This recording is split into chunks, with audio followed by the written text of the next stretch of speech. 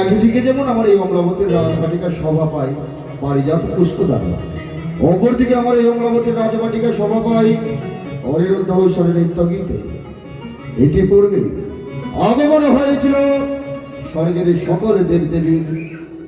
অনিরুদ্ধ ঐশ্বরের নৃত্যের ঝঙ্কারে গীতের তরঙ্গে তারা সকলে তৃপ্ত হয়েছে, ফিরে গেছে তারা নিজ নিজ কুটির প্রাঙ্গণে। তাই মনে মাঝে ইচ্ছে আমার এই অমলাবতীর পবিত্র রাজ্য সিংহাসনে আমি কিছুক্ষণ বিশ্রাম করব।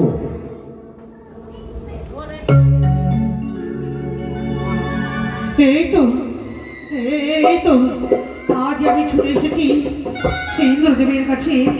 না, আমি জানি না কেন, কিন্তু এভাবে গেলে হবে না। জয় হোক দেবরাজ ইন্দ্রের জয়, জয় হোক দেবরাজ ইন্দ্রের জয়। তবে চলে প্রণাম হয়ে দাঁড়াবো, আশীর্বাদ করি স্বর্গের সকলে শোকে যেন তোর বড় বড় সুখ হয় না।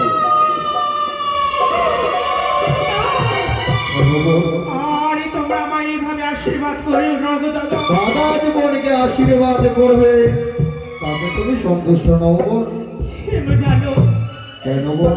আজ 12 মাসে 13 বছর সকলে দেবতাই তা সত্যই আমি যে শিবকন্যা হয়ে ছাড় খারি যাই। বলতে পারো সেই বংশে জন্ম তোমার, দেবী হবারে তোমার অধিকার রয়েছে, তবে তুমি কেন ছাড় ঘরে যাও মনে বলতে পারো? শুনবে তুমি আমার দুঃখের কথা? অবশ্যই শুনবে। ভালোবাসো, আজ আমি একে করে তোমার কাছে দুঃখের কথা বলি, তুমি কর্ণপাত করে শোনো। বলো। মিনতি রাখি